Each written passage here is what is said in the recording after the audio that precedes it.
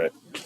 So you see this interplay of water and, the greater aspect of water, Jesus being the living water versus, just regular water, kind of woven throughout all of it.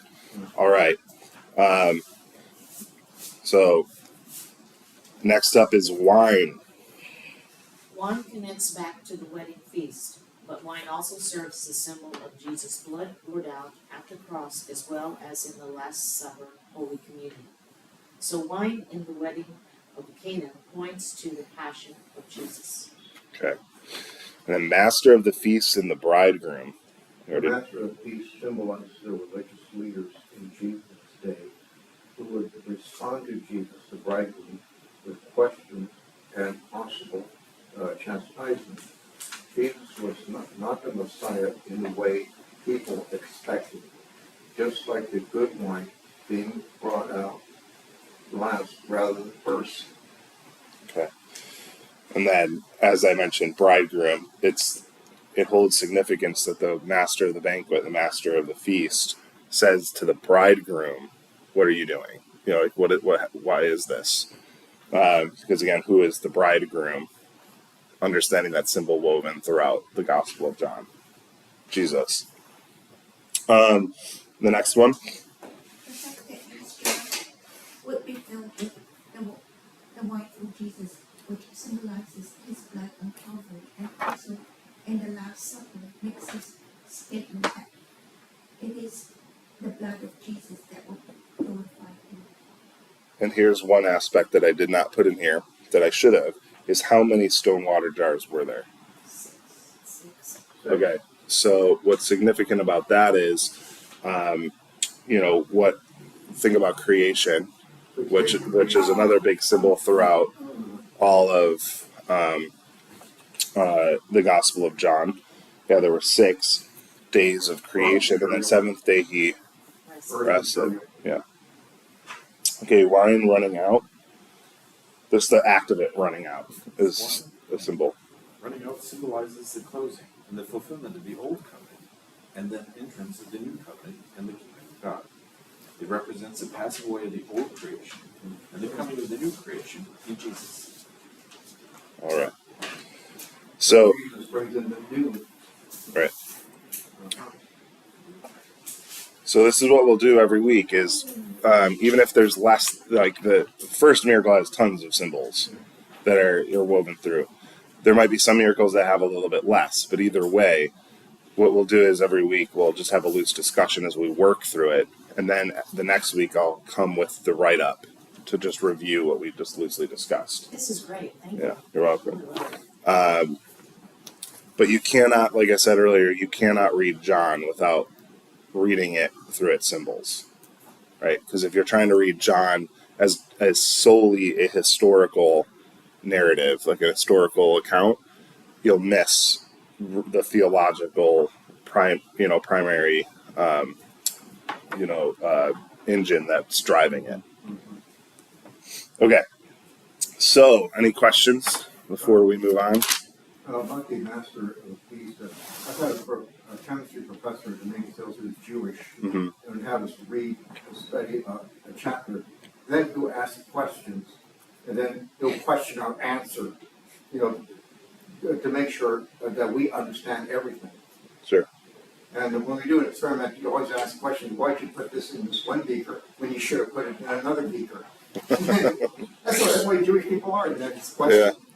Well, I mean, it's true if you think about it. How many times did Jesus in his encounters or conversations respond or answer with just simply questions? Yeah.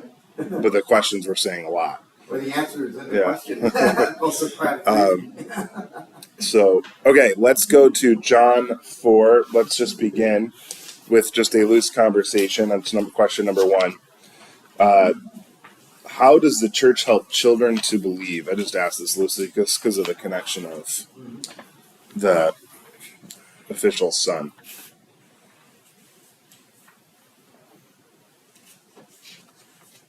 This is there's no right or wrong. This is just Through parents.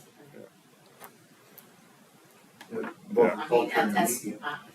know, I can only go from my experience, parents. I double negative here. I never not knew the time when I did not attend church or go to church or Sunday school, even as a little kid. I remember I just so that it was just part of the routine at that time, you know. Before I realized, you know, I could read before you become cognizant of really what it's all really about in life. Everything. It was just we always went to church and Sunday school. Yeah. It was modeled. So that's not me. That would be my perspective. Also, based on my own experiences, also back in the 60s and the 70s, churches were debating over, shall we have the traditional musical organ hymn book, or shall we have convert churches to little Woodstocks with rock bands and a bunch of hallelujah praise songs. And then they would talk about the Vietnam War and political issues, or they talk about, shall we accept homosexuals in our church and blah, blah, blah. Nothing about the scriptures. Zero. And so the people in my group, my generation group, scratching their head saying, what shall we believe in, or shall we accept go to church or sleep in on Sunday? Well, some of us, we're the same age. Yeah. No, but the cultural, unfortunately, my own personal preference. largely the large battles of cultural wars. Going after the teens and the young adults rather than bringing them in. Yes. Let's chase after them rather than let's bring them in. Yeah. It's actually, I think, one of the biggest, because it's we're going to get into the actual miracle, but just thinking through what takes place in this miracle and just kind of relaying it to. Obviously, something happens to someone's son, and it was, which we'll get into. But yeah, anybody want to say anything else? You got the preschool here, which helps reach out to children, which really helps. Yeah, most churches do.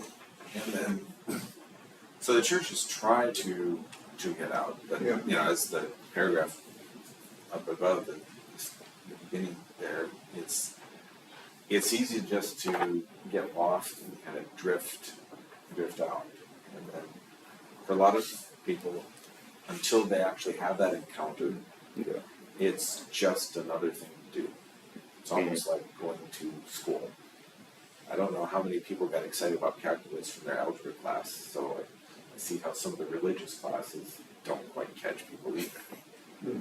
I did calculus. I don't remember a thing. Yeah. My biggest thing is there's what's really easy to happen. What's happened over the century is you isolate age groups out. And the biggest problem is, like, for example, there's no such thing as youth ministry that's not family ministry. And when you isolate out and you don't treat it as family ministry, it becomes very challenging for it to be meaningful. So, because if you look, we'll get to it. Whose faith is the one that brought healing to the son? Was it the son's faith, or was it the father's? Right. All right. So with that, let's read John 4:46 through. Wait, hold on. Oh, we could read 43 through 54. Who would like to read the first three verses, 43 through 45? Okay. After the 2 days, he left for Galilee. Now Jesus himself had pointed out that a prophet has no honor in his own country. When he arrived in Galilee, the Galileans welcomed him. They had seen all that he had done in Jerusalem at the Passover feast, for they also had been there. All right. Who wants to go next through 47? Max, can you read? Okay, that's right, Jack. Once more he visited Cana in Galilee, where he had turned the water into wine. There was a certain royal official who somebody sick and infirm. This man heard that Jesus had arrived in Galilee from Judea. He went to him and begged him to come and heal his son, who was close to death. Unless you people see miraculous signs and wonders, Jesus told him, you will never believe. And the royal official said, "Sir, come down before my child dies." Jesus replied, "You may go, your son will live." Keep going. Is that it? Go ahead. The man took Jesus at his word and departed. While he was still on the way, his servants met him with the news that his boy was living. When he inquired as to the time when his son got better, they said to him, "The fever left him yesterday at the 7th hour." And the father realized that this was the exact time which Jesus had said to him, "Your son will live." So he and all his household believed. This was the second miraculous sign that Jesus performed, having come from Judea to Galilee. Okay. So, just like last week, before we get into asking the questions that are now, you can write these into the margins. What symbols do you see playing out? It doesn't have to be the same symbols. You could definitely look for them if they're there. But do you see any new symbols or items that could be symbols? The 7th hour? 7th hour, absolutely. Why is 7 significant? Complete. Yeah, so it's complete, right? Jesus is the Sabbath, the rest. So the fact that it took place in the 7th hour is significant because this person, sick, now made whole, now at rest. Okay, so definitely 7 is one of them. And that's not to mention that I might miss one, by the way. Not I'm doing my best not to, but I may miss one. Do you see any others? Let me put it this way. If you go to John 1, we talked about this last week in the sermon. What is the first, besides creation, what is the first symbol that John uses in the gospel? If you go to John 1:1. Nope, not yet. In the beginning was the Word, and the Word was with God. Okay, the Word. Okay, so why is that significant here in this miracle? He said the word. Right. So Jesus, all the official could do was take Jesus at his word. Right. Significant, because especially with what Jesus said right before is, unless you people see miraculous signs and wonders, Jesus told them you will never believe. So Jesus employs testing language again. When Jesus usually speaks like that, he's trying to solicit a response of faith, or opposite, but a response of faith. Okay, so this parallel of sight versus hearing, and so the royal official said, "Sir, come down." He wanted him to come, but Jesus said, "You may go. Your son will live." And the official listened, took Jesus at his word. Okay, so you see something. You think that he would use if he knew this person is going to heal his son by just being there, why would he call him sir? Why wouldn't he call him your majesty or God or something like Probably out that? of respect, maybe. I don't know, it just seems strange. Respect. Yeah. Yeah. So you're wondering. I don't know what the Greek word is. I didn't look at that. Yeah. I could find that out. I'll try to see what the Greek word is more specifically, because it might be. Anybody, sir, could you come? Or sir, could you Yeah. come? Well, Oh, yeah, it that's- says a Oh, sign they- of they respect. reference He to a heard about stranger. it. He heard about his works and stuff. So when you approach somebody, even nowadays, I think people say, "Sir, excuse me." You know, Yeah. as a sign of respect, you don't know any, or you, Yeah, but he's asking somebody to perform a miracle. Yeah. So this- It might create an impression on the father when his son healed, so he must have heard, Jack allude to his miracles. So that's always the difficulty when we have translation Yeah, and yeah. just static text. It's like, Yeah. sir, the way we would use it. Might not be what it is. So I'll look up what the word was for sir. Well, he was a royal official, maybe he didn't want to involve him. Yeah. There's also the reality- Yeah. There's also the reality, though, that people didn't. You see throughout the Gospel of John, it was more of a progression of people understanding who Jesus was. They didn't necessarily understand him to be the son of God yet. No, Um, plus is a royal official, I think, Yeah. as you were saying, he would just go, here, yeah, to everyone else. But he knew his history, obviously, because he wouldn't, enough to go to him to say, Well, that's obviously right. he knew who he was, he wouldn't just be asking one of the disciples or somebody else. He knew what this man, Jesus, had done. Well, this is, He hadn't seen it before. But he knew enough to want to go to him. I mean, if he was a royal official too, he probably had it really checked out before he went to somebody Yeah, and said, plus they may have the money to hire a doctor. Yeah, we'll go to Paul here, but the it kind of going back to though the concept of the word is how did this man hear of Jesus? He heard it, right, by people who saw what happened at the wedding, Could be. and you're right. So he heard by word of mouth about Jesus. So you see this progression of people understanding who Jesus is, but this progression of how the word is spreading outward. It is impacted. Yeah, go ahead, Paul. That's my point between the two of you. Oh, sorry. That's why it's mentioned that he came back to Cana. Right. So the official was in Cana, whether he saw it or heard of it or was at the wedding himself. Mm. That's why, like you said, Jesus gave him the test question, unless you see miracles, you won't believe. oh. Yeah. Yep. So Jesus is there is a reinforcing of the work of Jesus here. Okay.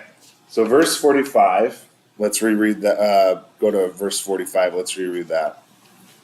When he arrived in Galilee, the Galileans welcomed him. They had seen all that he had done in Jerusalem at the Passover feast, for they had also been there. All right. Now that Jesus is back from Judea, what motivates people to want to see Jesus? Well, we just kind of talked about it. Well, they wanna see the miracles, they wanna see maybe how they can help him or something, it's a phenomenon that's happening, it's like, what's all this about? I mean, basic human nature, curiosity. Yep. That's why when the circus comes to town, they put a big pop-up, everybody wants to come see it. Yeah, the corner of Artesia and Hawthorne, right by the Galleria. So this has probably been months, by the way, the gap between the wedding at Cana and now. Months, but he'd Yeah. just been up to Jerusalem, cleared out the temple. So, they wouldn't hurt, this guy went and threw out all the, Yeah. he's, Money changing. all the money changers, he's Probably a advising. lot of them concurred with what he did too, 'cause so that's another reason they wanted to go through. This rabbi is not like our other rabbis. He's a real guy. But Pastor, of all these things that, I always feel like when we always sometimes, we judge the people in the Bible or something like, well, they didn't have faith. I always try to put myself in that situation. I'm thinking about the servant who pulled the wine out of the washing your feet bowl and was told to go take it to the headmaster. Oh, yeah? I mean, you think about that, and they just did it, thinking, boy, this doesn't taste like I'm dead, I've served that. I mean, the human part of that, and then also with the man, that how much faith he had to have of somebody who was, till then, wasn't known or wasn't revealed, Right. and that's a lot of faith. Yeah. I mean, I always think about those people when we kind of, not this way here, but we kind of gloss over some of the importance that they held in there and how that would have affected them if somebody told you to go do that. Like, especially the wine thing, that time that was a big deal. Yeah. You'd be shamed forever if you didn't have enough. The masterpiece I've seen all these years, and his experience, a pattern of forming of the best wine, drunk, and then a cheaper wine. But that in turn, what Jesus did, interrupted the pattern of the type of wine that's being drunk. That's what surprised the master of the feast. And that's why he felt that they had a question, because it's just not what it's like, considering how many years of experience he had, as a steward. Mm-hmm. Yeah. So I think part of that is what we're talking about. Well, first of all, news travels. We all know churches. This is across the world. News travels, but the reality is different people probably wanted different things or had different reasons Yeah. for wanting to see Jesus perform miracles, whether it was by faith, whether it was selfish, or whether it was, a pony show, whatever it is, right? So Jesus knows that people are approaching him for different reasons. Thus, also why he employs like the testing language, to kind of speak into that, which is important. Trying to remember. Let's move on to verses 46 through 47. Who would want to reread those? Once more he visited Cana in Galilee, where he had turned the water into wine, and there was a certain royal official whose son lay sick. Okay, so we already know what does he want Jesus to do for him. I'm trying to look something up here. Sorry. Okay, go ahead. His son is sick, right? Okay. And how far has he come with his request? That's what I was just double checking. No, it's Capernaum, and we were there. Capernaum, Canada, it's like a day Yeah. for somebody walking. Take overnight to get there. I think it's like, what I was trying to double check, it's like 10 to 20 miles, somewhere in that range. So, not far, but also not like insignificant, right? He wasn't straight in, the person's town.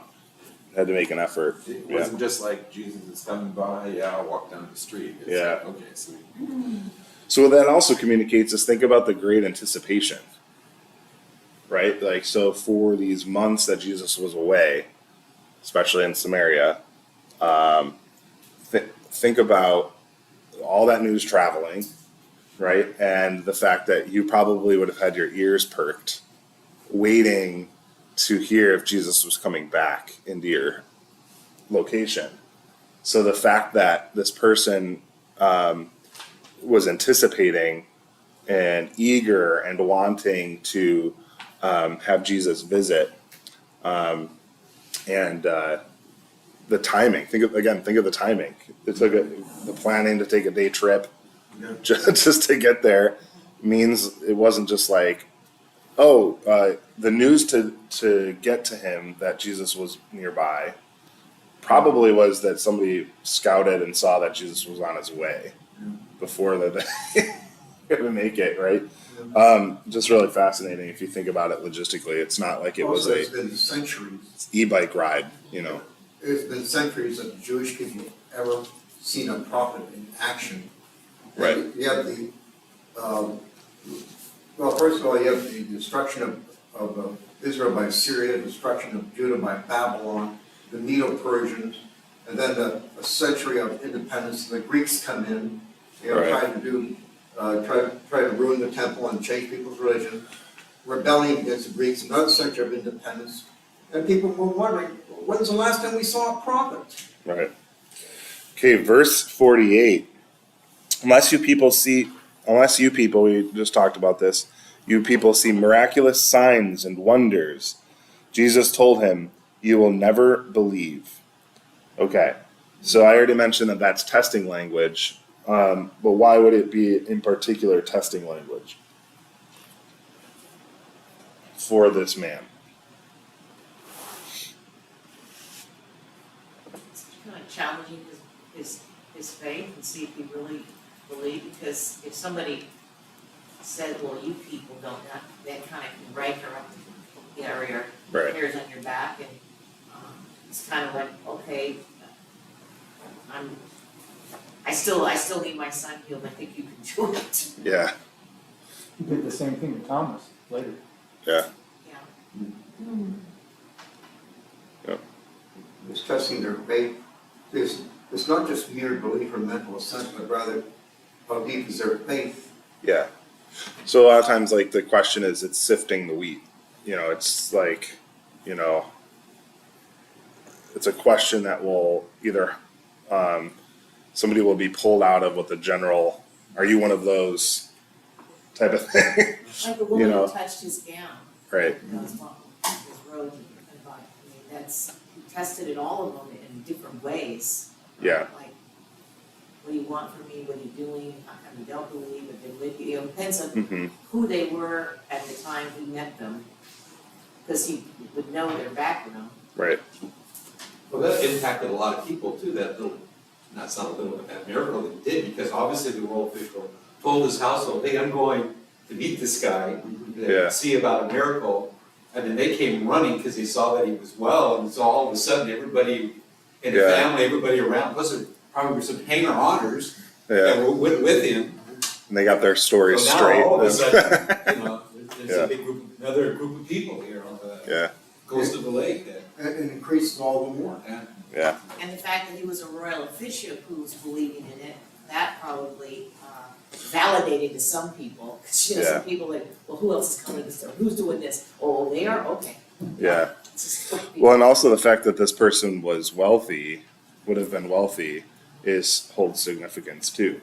That means this person, this family would have held all the resources possible for their own attempts to heal their child. You Yeah. mentioned, Yeah, they hire a had doctor or the something. Yeah. doctors and physicians and everything. They probably tried everything.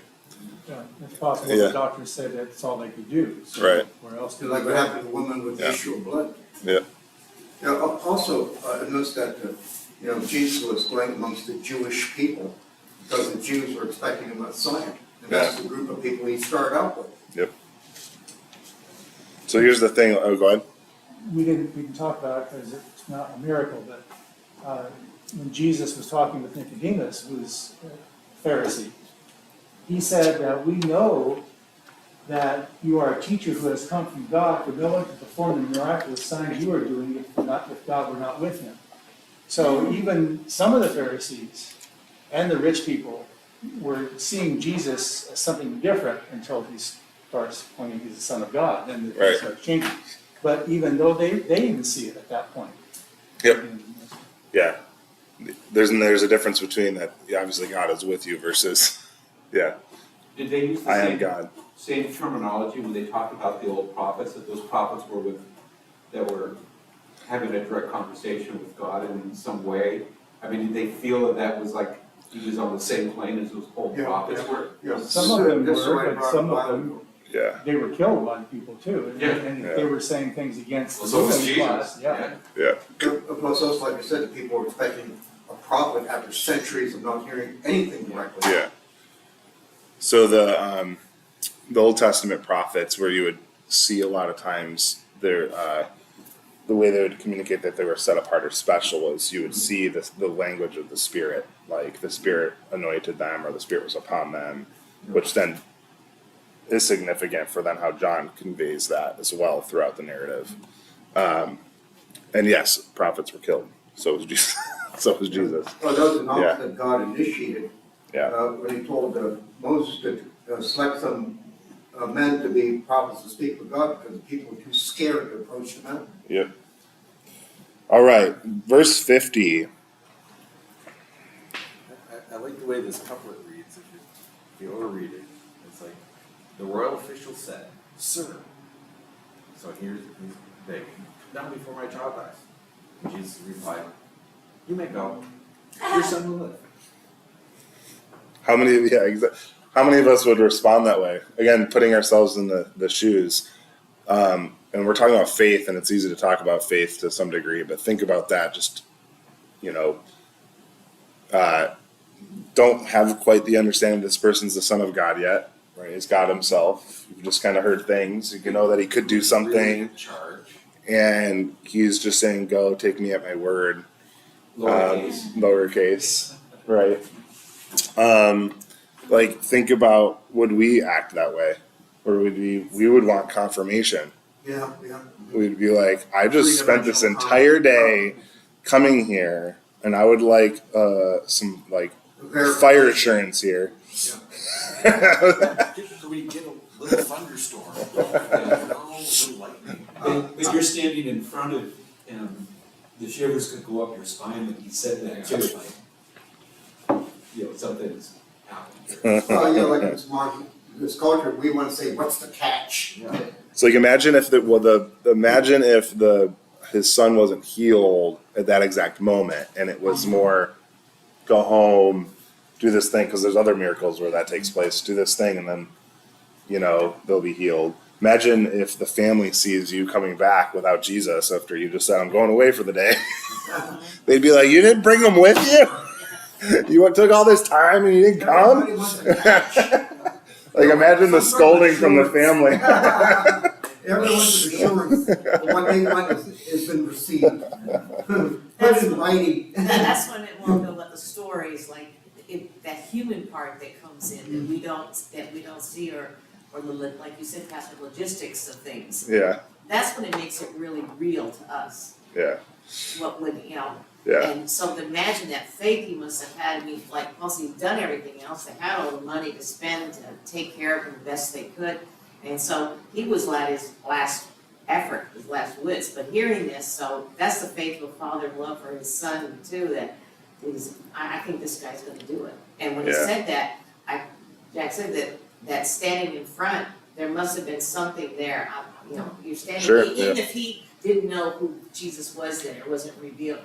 I can't even imagine standing there and seeing that, Yeah. seeing Jesus and hearing that. That's gotta be just mind-blowing. and regardless of how what's being conveyed is like, how is faith created? Well, the word, right? And hearing the word of God. So either way, if there was a tingle or however it worked, the idea is that there was power in what Jesus said, Jesus being the word himself. And from that came faith that And he believed it. It's a mystery to a large degree. And throughout the Gospels, you Yeah. hear about all these stories. You never hear the backstory, though, of how that impacted generations and generations of people after Right. that. Right. Which is, obviously, that's not what the Bible is about. Obviously, played a big Well, I mean, it is though at the same time. The Bible is like, if you look throughout the Old Testament and New Testament, it's largely trying to say, well, look what God, Yahweh, has done from generation to generation, and then we're calling to the next generation. Well, the book of Acts. If that's what you mean, I'm just trying to say it does weave like how the faithfulness of God is testified from generation to generation throughout the Bible. Well, Because when that's- we were there, like at Cana and Galilee, all these places, I was just trying to wrap my mind around after reading this for years and then actually be there where all this took place. And we're still reading about it today, and generations after that, we're reading about this Yeah. and trying to understand what went Yeah. on there. Well, if you go back, if you go all the way to the end, oh man, sorry, I'm having a hard time turning pages. If you go all the way to the end of John, It says he did miracles. that Yeah. could not be contained. where do we go? Things are written so you may believe. Yep. Where did it go? Yes, so that one. Just having a hard time locating it right now in this Bible. That John wrote this down so people would believe, and that being cross generations to this day. Well, continue on in the book of Acts, the disciples authenticated, the power of the Holy Spirit. Yeah. And that's one of the reasons why I could not swallow these modern denominations that think, well, we have prophetic ministry, we have the laying of the hands, and, laying hands on people and they shove them back, and says, you're healed, or the demons have left you. Yeah. I couldn't swallow it anymore. Yeah. That's So- when I went Presbyterian. Simple question is, how much did the man's life change when he accepted that Jesus had done a miracle? And what would he have lost if he did not believe? It's simple. His whole household believed. Right. Like I said, lost his son, and he would have been he would have bought in. Hey, Carolina. Here unknowingly to Yeah. Satan. Yep. you know. The Son has Or- life because of Jesus, and we have life because of Jesus. All right. So here's a tough question, or not. Why is it not enough to say we believe? Why do we also need to act on our belief to have the benefits of God's miracles? Because it shows put our money where our mouth is. Yeah. Basically, I mean, you have to, as a Christian, you really believe that, and you have to live it. Sure. And Well- James, what is James? I can't remember what James is. Faith and Yeah. faith without works. Words, yeah, I can't remember the verse where it is. Yeah. Faith without works. So this is just reinforcing even back. Even if you look at like passive faith versus active faith, there is an aspect of passive faith which also there might be an active side to it, right? Like for example, if he said to Jesus, "I believe you, but can you just come, just for that assurance," right? Like, would that have been an action that, in a lot of ways, it was kind of inaction what he did. Because he just was like, okay. And then he just went back, which he was going to do anyway. He didn't, what's up? Do you know what I'm talking about? Sure. That'll be great. Yeah. Thank you. Good, good, Yeah. thanks. So what's that? Forgot what I was None saying. of these people say, can I pay you for this? Yeah. I mean, how many denarii do you want? I mean, Well, because I can pay you. Well, the money's not the issue, so it's what Jesus came to do. Yeah. No, but I mean, Because, for the rich That's man, why- for the royal man, was used to paying for Service. Everything. Yeah, we don't quite understand. Just beg for him, Jesus. Yeah. That's it. Yeah, there you go. I trust So Jesus there's at his word. Yeah, and there's no No. exchange. The person doesn't matter. And the servants coming up would have been, Yeah, that too. something happened, let's go catch up with him and see what was, because they knew the son always had Right. living, and they're trying to catch up, going, Never mind, he's good. yeah, usually Yeah. that would be the Spare yourself the waiting. but instead they're coming with the news of your son lives. What happened? And his son's walking around alive and breathing. That happened with the centurion, the servant too. Yeah. The servants always know more than the actual people do. Yeah. Servants at Cana, Yeah. servants here at the official, the servants They know at the everything. centurion. They hear everything. They're in every room. Well, how about Jairus' daughter? Yeah. She's walking around, talking to her little preteen Yeah. friends. So related, I'm gonna skip one. Well, first, no, I won't because it's pretty easy. It's relating to the symbol. How did the nobleman know that it was Jesus who had done the miracle? The seventh hour. His servant- You realize He that, wanted it just to say. right when Jesus said the word, something happened. Yep. Okay, and then why does Jesus often not do miracles in such a way that is easy for us? Why will he stretch us and make things harder? You mean now? In general, miracles and So John many of these died, yeah. miracles. I mean, what would you want? Yeah. I like my sight back. No, we got the word nowadays, and we can trust God, and Yeah. trust the Lord at his word and pray. We got healing services and. Well, yeah, and then, but I think we get challenged the same way you give out a test as a university professor. Mhm. Did you really learn it? Do you really know it? If you haven't gone so far as to, let's answer the question. Mhm. What do you want?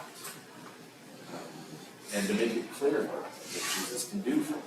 Very much like in the healing services, that's because Jesus challenged so many of the other people in obvious need of a miracle. Yeah. Like the man by the pool, and it's like, well, what would you have to do? And he got very specific, and so Jesus did that. Rather than, it's very easy for us to just go, yeah, Jesus will be fine, it's okay. Yeah. But where's the engagement? So where's the focus? Where's the actual Yeah. connection with Jesus? And without that challenge, Yeah. we just kind of floating around. He doesn't want to spoil us. Well, because part of it is, could Jesus have just like Thanos, flicked his fingers and everybody that was blind, all of a sudden, not be blind anymore. But then the reality is, what's the deeper healing that every human It's needs? it's official, it's Right. the deeper healing that every human needs is going to come through faith, because that is then the restored relationship between God and humanity, right? So you can, do all these things, healing things and all that stuff, but what if you miss the faith part? No one's really actually healed. They might superficially be healed, but not in the deeper need of healing that is required. Faith, God is lifting the bar up, Right. to strengthen our faith and trust in Him, instead of relying on something quick and easy. Yeah, because here's part of it too, is did Adam and Eve have faith? So this is, sometimes we think of faith, we think of this just kind of like, how do I explain it? We don't always think of it in terms of original perfect creation, and nowadays we think of faith as something like, oh, well, Jesus isn't here, we don't see it, so we need to believe it, right? But did Adam and Eve have faith? And we would say they did. They had perfect faith at that time, because what that is they had perfect dependence on Yahweh, on God. Until Satan broke that. Right, until the sin was they distrusted God's word. Okay, they distrusted, depended on something different other than. So really, fundamentally, what happened in creation was a loss of faith. With all its, all the layers to that, but fundamentally, it was a loss of faith that would need to be restored in humanity, and so on. That's why I always wondered as a little kid, how come you didn't choose two other people that wouldn't do that? Yeah. That's why I remember asking that question in Sunday school. And I remember what the answer was. I don't think anybody answered. Yeah. And That's I why. still wonder sometimes. Let's end there though, and we'll pick up next week. I'll put together another one of these. It's a little bit less next week, and we'll finish up this miracle and move on to the next one as well. Last year I saw the Jesus movie, and it showed a bunch of these youngsters, long-haired youngsters at Pirates Cove in Newport Beach, getting their total immersion